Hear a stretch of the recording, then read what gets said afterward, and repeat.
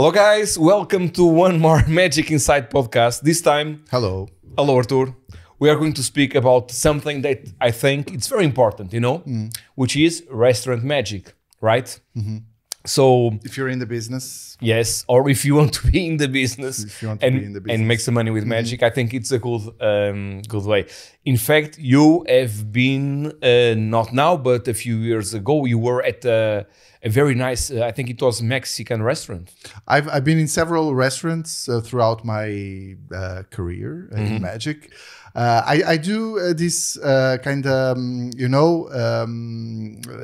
it's phases of my life. So I do this residency for some years, and then I stop for 1 year or two, and then I get back. But the last restaurant that I worked was a Mexican restaurant, very nice restaurant. Very nice one. But other than that, I've been into other restaurants with different types of environment, and so yeah. I think it's really nice to have magic in a restaurant, because I think that one of the main things is that people are going, of course, for the food. I mean, the restaurant must have good food, but they are going, if you are a good magician, they're also going for the entertainment. And I think that if the magicians can really make the owner of the restaurant see the potential business that a magician can have, I think it's very nice. I remember that one of the restaurants that you worked was in Cais de Gaia, the Vino Tinto. Yes. Yes. It was a beautiful restaurant. I mean, and the food was unbelievable. I loved going there. And your magic there worked so well. And I remember that people called just to know if you were, if you were working. I mean, and perhaps if someone said, no, Artur is not, they were not going to have dinner there, and they would wait for the time that you go there. And I think that this by itself says a lot, because that means that people are going not just for the food, but also for the entertainment. It's an experience as a It's whole, experience, you right? know. But the thing is, you must be a good magician. I mean, you must really create memories. And the great thing about it is that then people will tell to their friends, to their family, to go to the restaurant, not only because of the food, but also because of the magic. It happened to me. And if you're in the business, you will see it happen. Not just, with your group of friends, but also with other people that you don't really know from nowhere. And more especially if there is children involved, you kind of, so they will be regular at the restaurant with their children just to see you.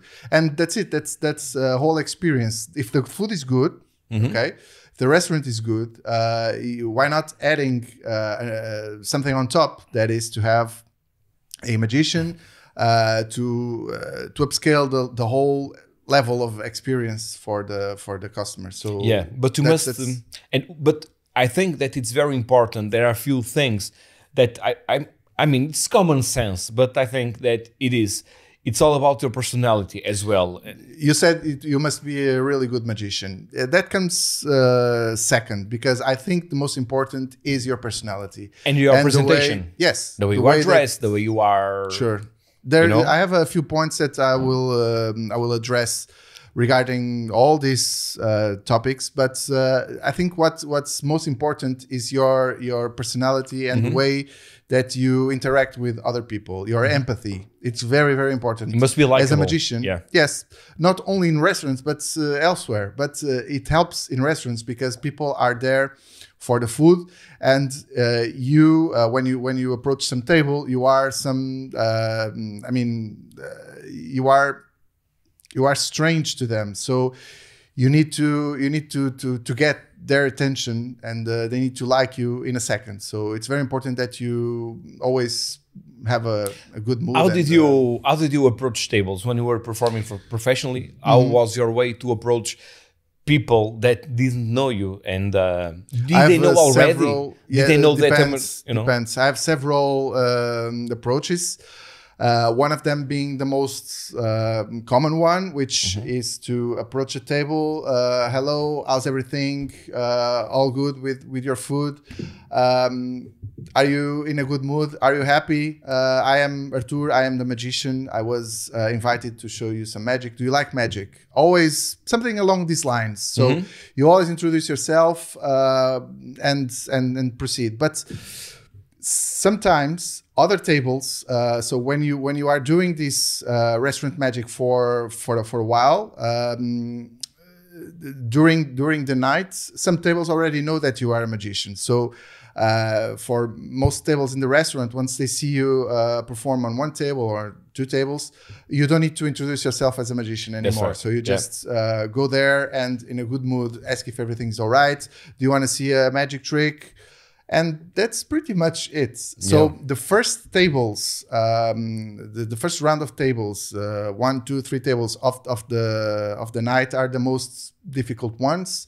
There is one other approach that I tried once, but really, I mean, I never had the real need to do that. That is to ask the waiters, to ask the customers if they want to see you.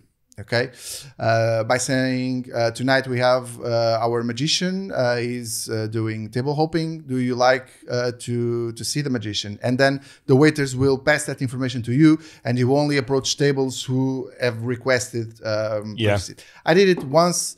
Usually, I do it for all tables, and if they don't want to see it, they will. I mean, they will kindly or not so kindly, but it happened to me many times. If they don't want to see your magic, they will just say, I don't like magic, or whatever it is. Not now. Or, and perhaps when they see the other tables reacting, sure. It also happened, I believe. So, I mean, they said no, perhaps, but once they saw the other tables having an amazing time and screaming with the magic, sometimes perhaps they'll say, oh, now I want to see, you know. So it's pretty nice. And I think that the first impact, the first trick should be fast. I mean, when I used to perform mostly at weddings, I never had a residency like you did many times in restaurants. It was more like table hopping in weddings. I used to go and perform something really fast. I mean, there was one approach that I believe it's from David Stone, because David Stone has several DVDs on the subject. And the book, The Real Secrets of Magic, I believe it's the name. And one thing that David Stone, I believe it's, yes, it is an original idea of him, of course.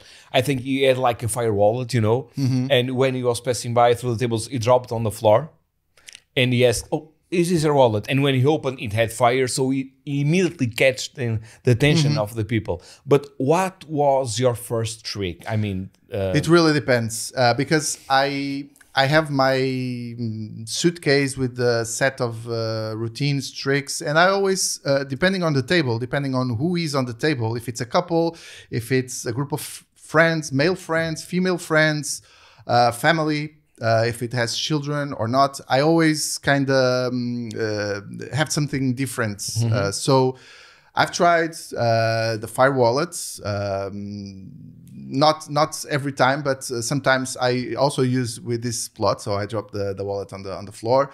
It works, yes, but I would not say that it's really necessary. I mean, my first trick is empathy. It's for you to get along with the customers. I want to see a smile on their faces, and then I always bring some props with me, a deck of cards or whatever. So it's okay if you just take the cards out of the box, or if they are already out, you just start doing some shuffling, you know, and it kind of gets their attention, and then you just proceed with some card trick for an opening, or can be just that. Or I usually do 4 aces appearances or something like that, or the chosen thought of card appearance by calling the card and by calling the 4 of a kind. So it's this kind of, I also have an approach that's, especially with this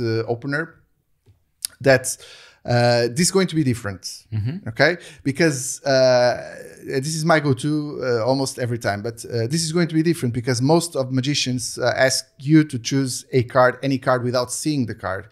Now it's going to be different because you are going to choose a card, whatever you like. What are your favorite cards? So think of one. So it's for them it's already different because most magicians do one way. This magician is doing differently. So I will think in any card, they will 99% choose the ace of cards. So and then I call the cards, or we'll go from there. But so I always try to like a different. Say that it's going to be different. Yeah. When I used to approach tables, I never. This is my how I used to do it, which is I never asked them if they wanted to see a trick. Okay, so there are people that might say, "Oh, that's not very polite," or I never did it. So my way was I go, I approach the table and ask him, say, "Hello, I'm João, I'm a magician. I would like to do something very, very different. Okay, don't you mind to shuffle these cards?" Now they are not even asking their back of their head. They don't have time to say no because I don't make them a question. That's an approach. That's a valid approach. I know, I've done hundreds of shows. I have never been rejected once. But so this is my approach. I go with a lot of energy. Like it's not like, oh, I'm a magician, I would like to show you what. No. You must go with everything that you have, with a lot of energy, and you go there. Hello, I'm João. I would like to show you something. I'm the magician working here today. I would like to show something very, very different. Probably you have never seen before.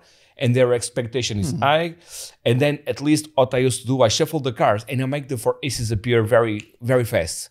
And they appeared in like 5-6 seconds. So then I just grab their attention and they want to see more because of this. So it was, and I ended up, after I've invented, I used a lot vision box. Right. Actually, we could have just brought one to the table because that's also on my suitcase. When I said to you that I always read the tables if it's a couple, vision box is on my suitcase, and it's a really good trick for walk around. It is. So it's a nice one to have spare just in case, because when doing magic in the restaurant, you will face a problem that is the repetition. So. Sometimes from table to table, people see what's happening on the other table, and you will not want them to know in advance what you are going to show them. So usually I try to, in adjacent tables, so tables that are near each other, I try to do different things. So for example, if I do card to phone, on one table, that this is something that I usually do, which is the trick with the app called the signed card appears folded. If I do card to phone, perhaps on the nearest table, I will do vision box. If I want to keep the same line same of pace, tricks, so card to somewhere. So I do this. I change a little bit the tricks that I show from table to table, and I will do again card to phone on a more distant table in the restaurant. But the vision box should appear right here. The link to buy vision box is great, and you have now 2.0 version, which is enhanced version, and really, really great enhancements regarding the cards. Also, do in restaurant magic that if you perform like every day with, not just every day, but if you perform regularly, so you do residency, you can test a lot of things. And this is a delight it's a delight because you're a magician. You like to perform tricks. You like new things. You like to go to the magic shop, buy this, buy that. And test. And you never get to test with your girlfriend, your friends, but it's limited. And the best way for you to grow in magic, for you to have like a supernatural way of controlling the 100% to perform. And about the angles as well, because sometimes musicians perform for Instagram, or it's totally different. Performing at a table where people are seated, it's totally different, and people need to have that experience to know all of that. Not just that, you will find people that the so-called hecklers, people that perhaps it's on their nature to be like curious or to be funny, like playful people, and they will challenge you in ways that you don't have on social media. Yes. So they will, for example, they sign the card, they will make your Sharpie Disappear. It happened to me. and then you'll say, "Oh, I made your pen disappear. How's about that?" And you need to be very, Sometimes it's hard, Yeah. Sometimes it's hard. I remember there was just happened to me once. I was asking, please take any card. Is this your card? And the person was always having fun. Like, no, this is not my card. This is your card because it's your deck. And always like this for 2 minutes. And then I simply left. I left. I think I remember you. The magician just disappeared. Yeah. There was another table that this was like I was doing my my bill to lemon, the effect that I do for many years, where I hand out a little velvet bag, and everyone was enjoying the magic, everyone was loving it, thankfully. But that guy over there, when I took the lemon from my velvet bag, there was a bread inside. There was no sign of the lemon. It was the only person laughing because the other table was staring at this stupid guy saying, what are you doing? Everyone was enjoying. They were with me in the magic. They were honestly loving it. I really was very happy because of the reactions that they were having. And then I simply said, I'm sorry. I had a great finish for this performance. But due to this spectator, I'm not going able, for the obvious reasons, to continue. Thank you so much. Goodbye. I hope you enjoyed. And I left. And from the rest of the day, I mean, the tension that was on that table was unbelievable. And that person, I mean, a few hours later, said, sorry, I'm sorry, I was stupid. I mean, the damage was done. I was almost leaving, Yes. So, yeah, there are stupid people, and you must, of course...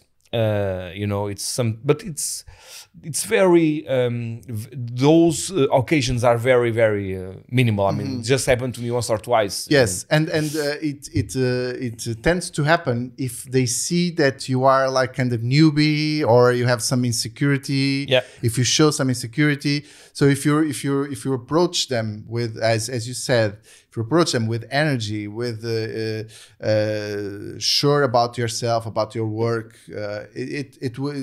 it will tell to people. Of course. They will be, I don't know, it will respect you more. Yeah. And unless they are completely drunk or anything. Exactly.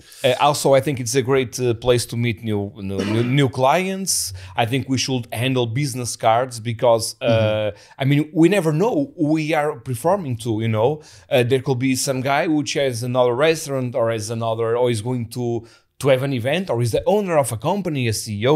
We don't really know. So I think it's important to hand out business cards.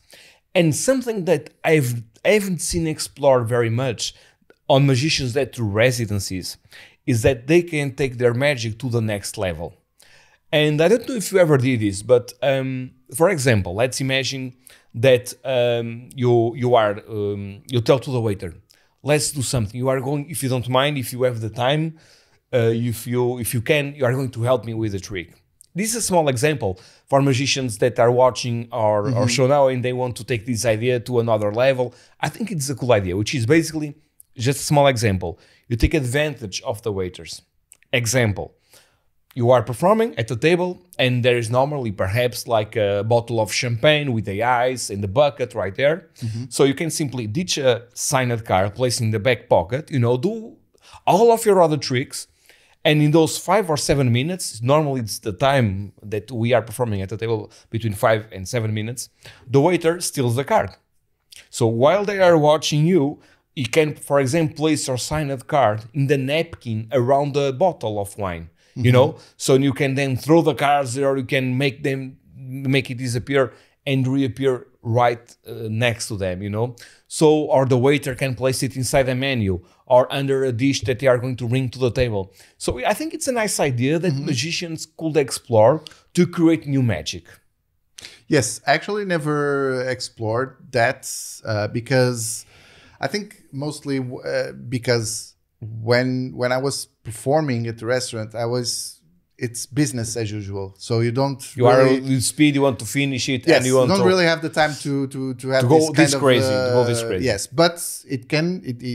Depending on the day, the restaurant may be like less full, and if you see a pattern, for example, on Wednesdays the restaurant is usually less full, and you have time to explore that kind of approach. You can do miracles with it if you can, for example, do a car routine, signed, whatever, palm it, ditch the card on your back pocket, for example, just when you are placing the Sharpie away or whatever. Placing the Sharpie away, and then you have the waiter to grab the card from your pocket while passing by, and then you can, for example, make it reappear elsewhere, like inside of a bottle of gin that is in the bar, for example, anywhere. So you can do miracles with this. You can. But the only thing I have done usually with the waiters is to take some card out of their ears when they are, or coins depending, but when they are like bringing the food to the table, something like that, because this is quick, it's fun, it's magical, so it's fine. And you believe me, this is like a cliche to grab a thing from behind the ear, but it works flawlessly. People love it. I don't know. Adults love it. It's always a good icebreaker to do that. But regarding waiters, this is the most far. And perhaps placing a ring inside an ice cube will be nice, or like something as like a trick. Or even in the stem of a glass. If you have, this is another extreme, of course. But imagine you place it on a real ring, the borrowed ring, inside the stem of a glass that is on the other end of the table. I've seen very recently some release of this to have it's a glass where you can actually. This is a classic of magic. It's a classic. It's a classic. There are several versions, I think. But the thing is, if you have the chance, I mean, I was just wondering, depending on the level of the, if it's a high-paid gig, I don't know. Perhaps you can have someone that records your shows, let's say, and helps in these kind of things, just passing by, or I don't know. It's just another your idea. Secret assistant. I don't know. Actually, I have one thing here, one topic to talk, which is you need to be very careful when handling spectators' jewelry. Yeah, I know of a story that happened to you, which was it happened to me, and I was like afraid of because. Even if you pay back, if you lose a ring, and if you pay back whatever the amount is, and believe me, it can be like a pretty expensive ring. But whatever, if you pay back, it's not the same thing because it has sentimental value, these kind of things to the people. So you need to be very careful and be very certain of what you are doing with people's jewelry. The same applies if you're using their phone, for example. For tricks. Yeah, try to not drop it at least. Yes, but the phone is easier to handle because it's bigger. But what happened to you? It was a ring, right? It was a ring. It's actually it was a wedding ring, regular wedding ring. And I was actually, you're going to do a trick with a ring. It was to do that trick that I usually perform in the restaurants and other types of events, really great. But before that, I had the loop, and I wanted to make the ring float. Yeah, so you just place the ring in your hands, you do this, and the ring floats between both hands. And so I dropped it. And don't ask me why, I couldn't find it. Yeah, I dropped it on the floor. It was dark, was like a lot of, people around. Lots of things happening, and hopefully one of the waiters found it and returned. And the person was starting to get stressed because yes, a little bit. Yeah, it was a not so fun situation, but yeah, I learned from it. So you should use better loops, perhaps. I use loops. I use the original ones. Perhaps it fell from your finger, the elastic. Perhaps I have a thing with my fingers that I bite my nails, and so I have a lot of I don't know the name in English, but I have a lot of these types skins. of the skin. There's a little so it's like Yeah, and little small bumps. Small bumps on my and on for loop work, it complicates a lot because the loops get stuck. There, of course. Don't ask me why or how, but they get stuck here, and perhaps was something like that. And also, you know that you can use loops more than once. Perhaps that one was already used. I don't kind of remember, but yeah. Should be careful. Another thing that musicians should be aware is because normally when they perform, it's not normally, but many times they have candles, they have like water bottles, and the other person in the other end of the table might not see you. So I think musicians who always perform or try at least to do vertical effects, you know. For example, if you do the invisible deck, you know, the classic, don't open the cards not like this normally. Or that person which has a chandelier in their front, they won't see. Take the deck at your eye level and open it like this. So I think it's something also important. So yeah, let's do a trick now. Sure. Perhaps. You wanna start or? Yes, I can start. This one, I've done this trick many times. You as well. It's from Gaetan. It's a flying ring. I think this is produced by Vernet Magic. So it's for me because there's nothing to break. There are no springs. It's super simple, but super effective, right? I think it's pretty nice. It's a worker. It's a worker. Yeah, so let me just set this up very fast. I don't do this effect for a really long time. So it starts like this, right? You have nothing in your hands. Let me try to place the microphone right here. Magic time. Magic time. So you have this. So you can ask for if someone has like a ring, wedding ring, and in this case you have right ring. Yes, I don't have nothing on my hands. That's a great. This is why I love this trick. You have nothing. You take this out and you are ready to go. And then you actually show them that over here you have a key, and you can ask them to take a look and to really see. Yes, it's a key. Yes, it's a key, right? There's nothing to see.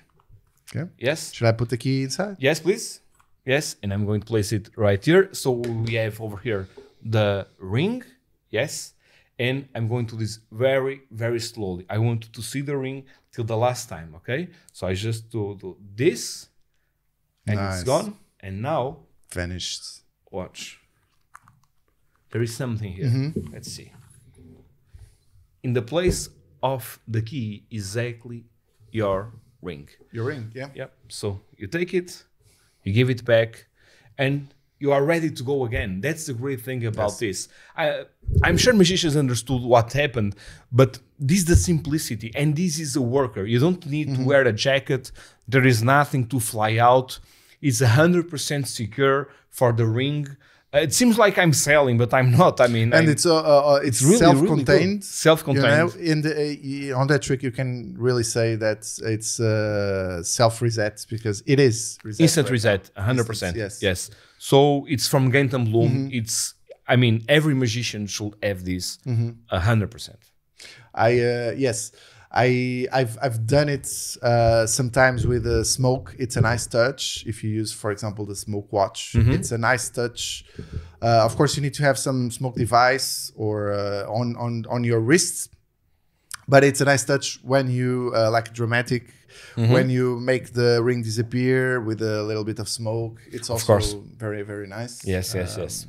Yeah. So it's from Gaetan. I mean, we should try to bring him to the podcast. Why not? Yeah. Why not? I think it has a genius. Really awesome material. Yep. And I have 2 books which were, I think, were released by Kevin James, which are like giant volumes with a lot of incredible magic by Gaetan.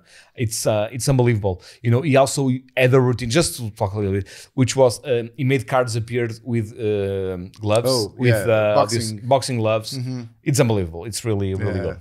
So, do you have a trick also that you used to do at restaurants, I do, right? Yeah. Not many times, but this is one of those tricks that I have on my suitcase if the right moment appears. So why not?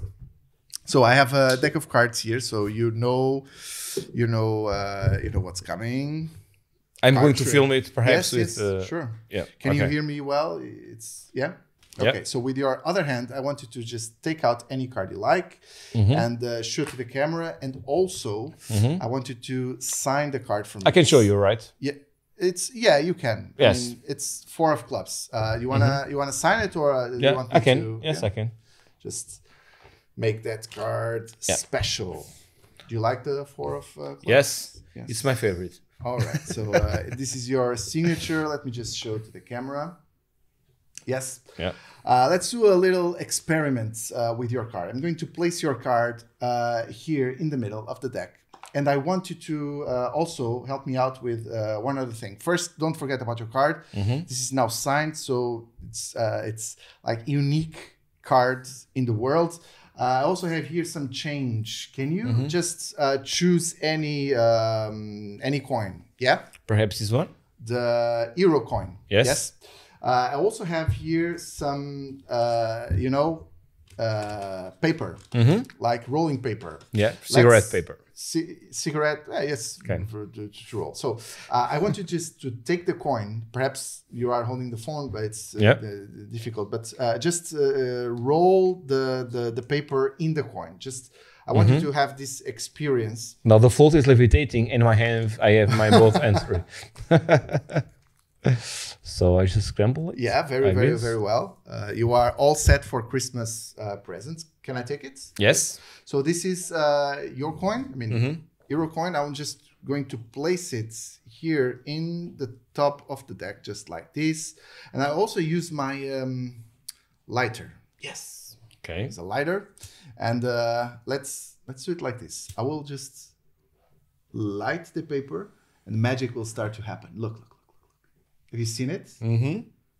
Yes. This is magical. Look, because something happened. Actually, the cards are now like burned, and they are all burned like this. Can you see? The burning marks? And also, there's a coin. Yep. And the coin stopped at one card that is not burned. And this is your 4 of clubs. Very nice. You see? Yep. And now you own me a deck of cards because it's unusable. Yeah, I did this trick on TV on the first channel of the Portuguese TV network, like 10 years ago or something. It's still amazing. I mean, it's so good. It's so simple, so visual, so fast as well. I love it. It's In a Flash by Jay Sankey, right? Yes, correct. This is, one of those tricks that you need an extra deck of cards. It's a special deck of cards. So I always carried it on my suitcase, just in case, I feel it's the right moment. Perhaps, yeah. So if you ask me when is the right moment to show this trick, I don't know. You kind of feel that table would like. Or, for example, when dealing with repetition, most times people come more often to see you at the restaurant, and you kind of need to have some backup tricks. And if you spot someone who was already in the restaurant like weeks before, this is possible, by the way, because you can kind of recognize the faces. You know that, for example, this trick you don't do very often. So the chance that they may have seen it was like very, very low. Yeah, so it's one of those. It's really, really cool. Yeah. I really like it, Yep. There is something you can do to make the flash paper not stay under the coin. I don't remember what it was exactly. I think it was the handling when you wrap up the coin. The flash paper does not stay under the coin. I don't really recall. Okay. Anyway, it's just a small detail. I really like the effect. And I've also seen a Spanish magician do it with a larger coin, like $50 coin, which is also nice. Yeah. You have another one, right, with the ring? Oh, not another one. Actually, I just bought this one to show that there are alternatives to that trick to the flying ring by Gaetan that you showed. That I also have in my suitcase. I don't perform it as often because this one has like angle issues because it works behind your back, and that one is actually better regarding angles. But if you are performing for a table and behind you there's nothing, this one it's okay to show. This is I don't really know. Do you know the name of Ring this one? FLITE or something like that. It's from Illusionist. It was released like. If they go to Illusionist, they will probably find it. Find it like on the homepage. Yeah. Yes, it costs like $30, and this is the most I can show. So this is a key holder. I'm going to film it so everyone can see it very well. Yes, this is a key holder, and there's a little secret here that you can place any ring. Just like this one inside the holder. Okay. So you would have this on your back pocket. Okay.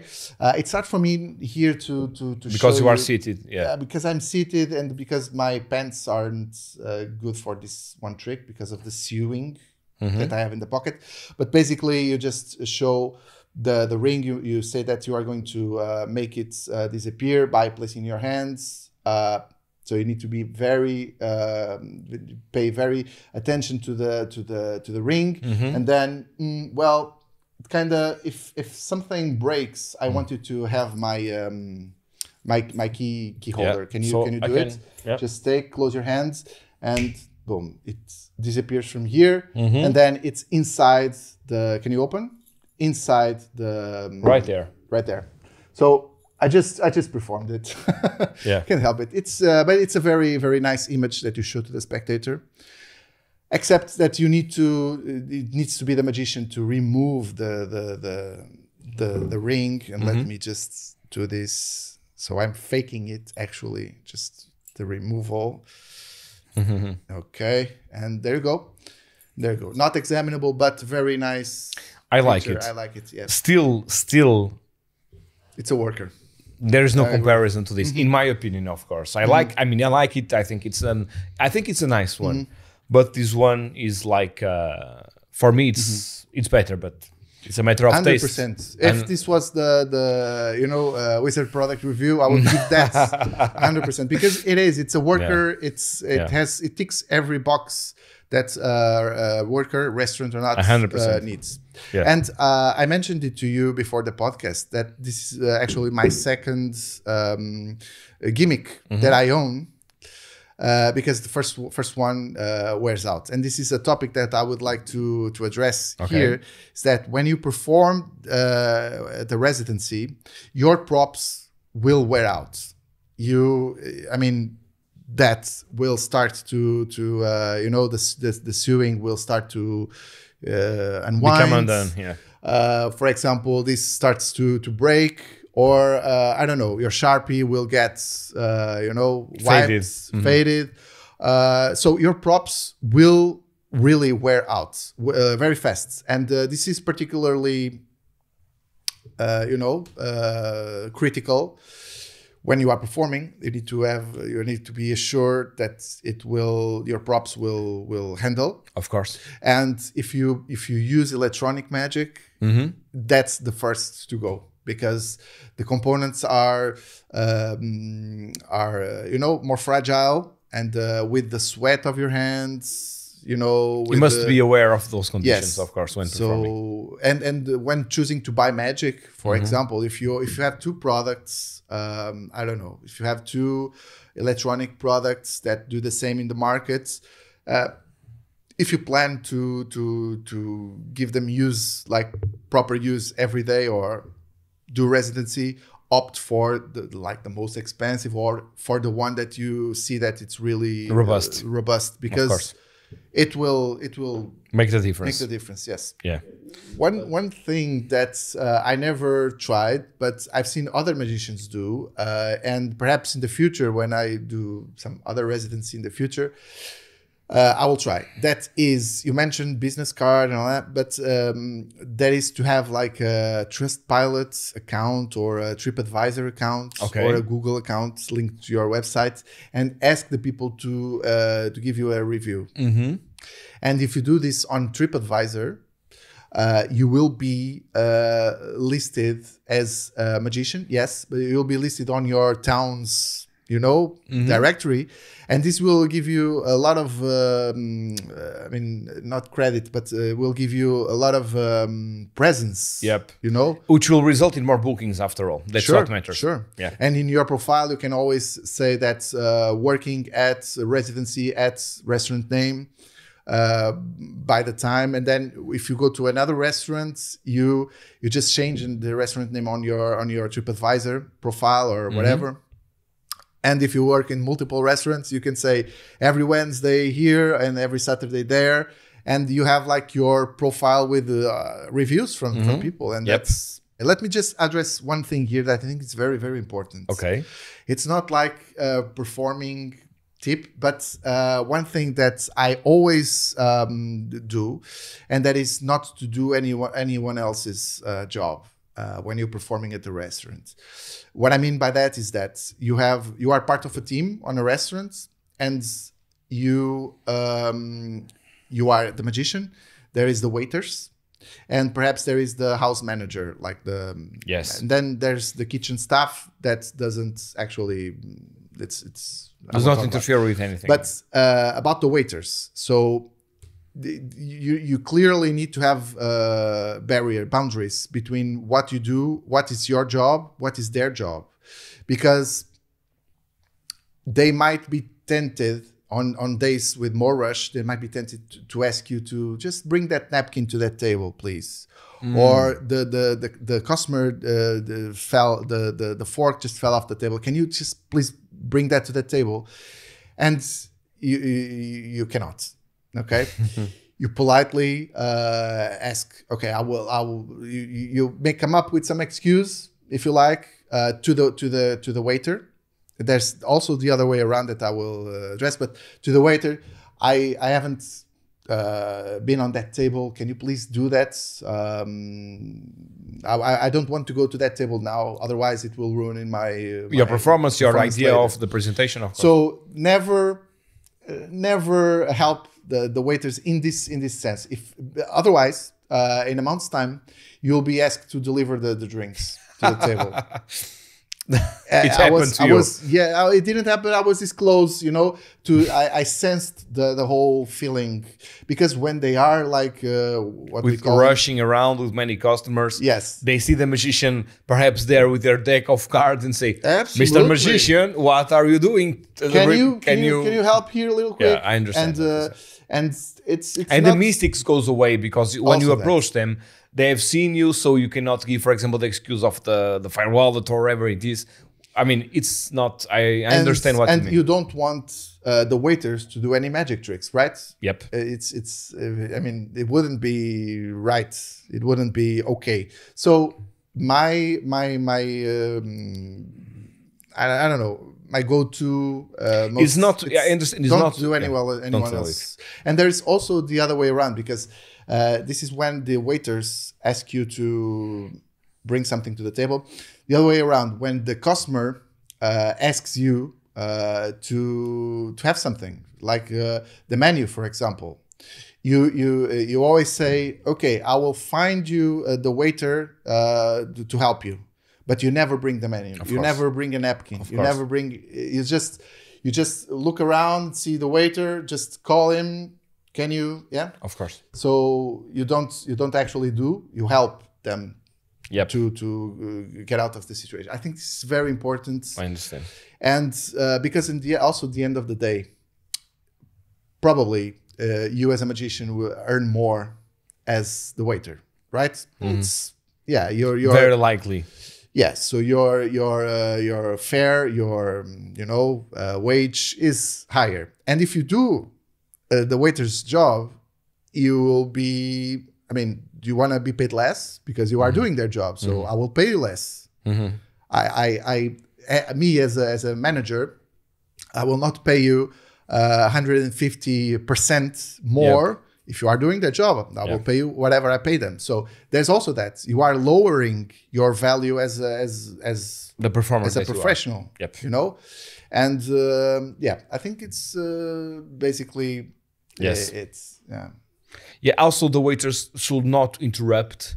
I think it's important that we explain this to them, because they might do it without thinking. It happened to me dozens of times, and certainly to you as well, which is, oh, can you please take a card, or at the climax they're placing a dish on the table, and they remove all the attention from the climax of the trick to the food that's being placed, you know. So, I have a technique for that, actually.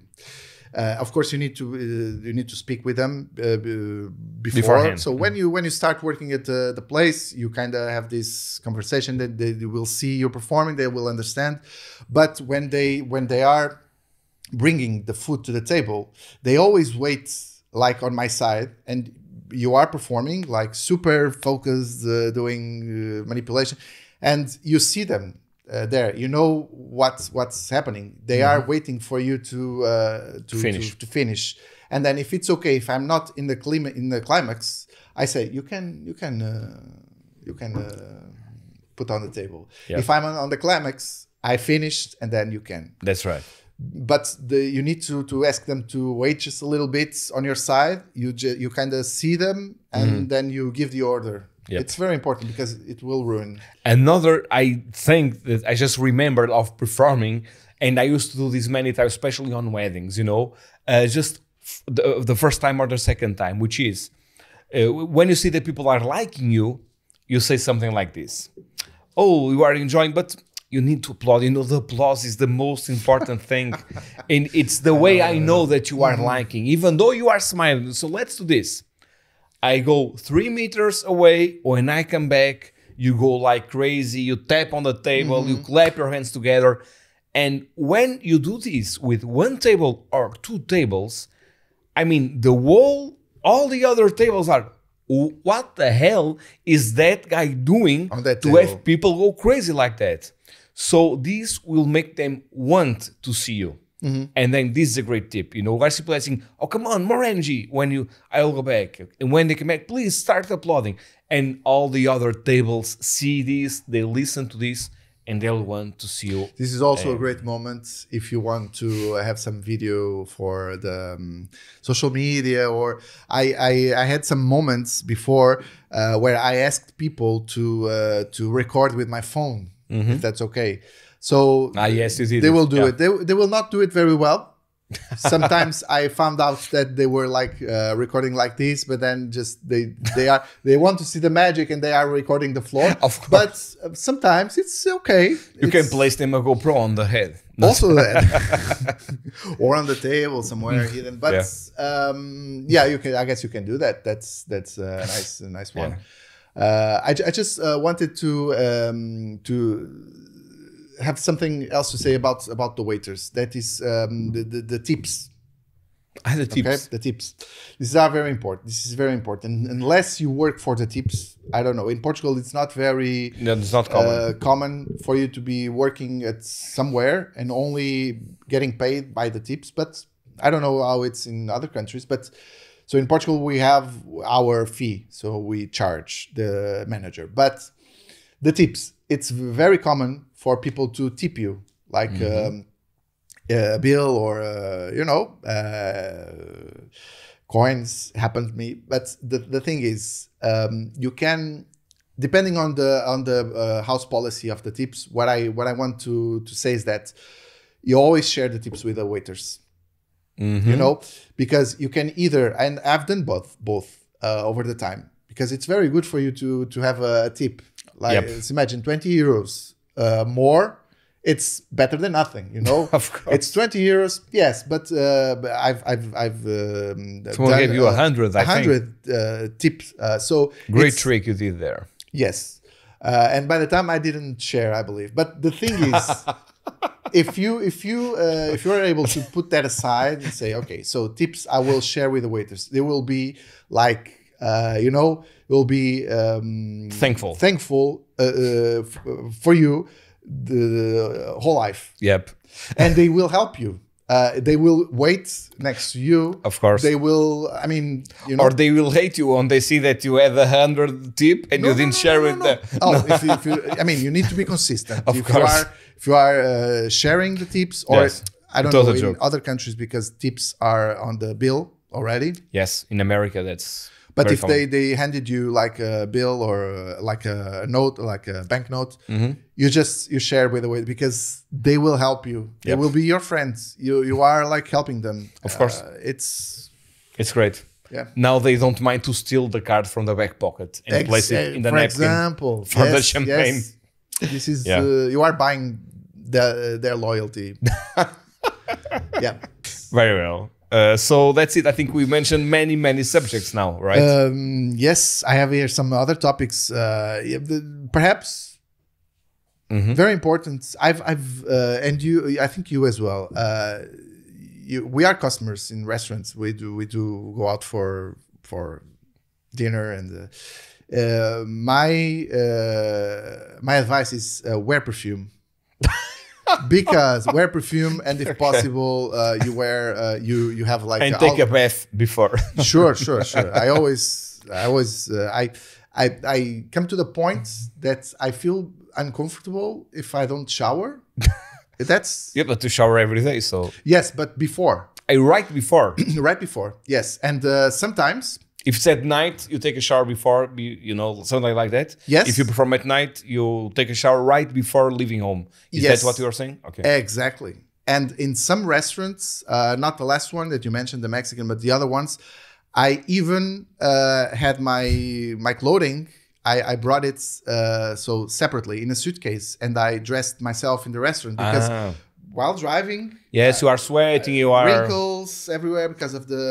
yes. so- Yes. That's very important. Also, take a second shirt. That happened to me as well. So I had the shirt. It was with a little bit of wine, and I was with the big thing, and I had to close my jacket through the whole day so people don't see the wine that someone split over me. So always take 2 or 3 white shirts with you. That's not easy to do. But if you really have a residency, it is something that you can make easy. If you have a suitcase, that's always the same suitcase. Use always the same one. You have the spare shirt. If you don't use it, keep it there. It's going to be needed in the future. Yeah. But it's also happened to me, like not in a restaurant, but in a wedding. It was sun. It's too hot, and my shirt Was all wet. All wet. You know what is? It looked like I was like showered with my clothes on. So thankfully, because it was too hot on that day, I had a spare one, and so I changed clothes. So it's a great tip as well. I think so. Yes. I think the most important is not to smell, because it happened to me going to restaurants and then the waiter just putting water in and you kind of smell something. I don't like it. Yeah. And if you smoke, because I used to smoke, so if you smoke, just try not to smoke, or because it will tell that you just had a cigarette, or it's not it. And it's people are eating. So, but yes, so I think that's all for now. I will release a book, so in the future you can always. Yes, I mean we mentioned a lot of things, so that's it. Let's wrap this up. I guess. Yeah. So, guys, thank you so much again for watching the Magic Inside podcast. This time about restaurant magic, and we hope to see you on the next one. Cheers. See you. Bye.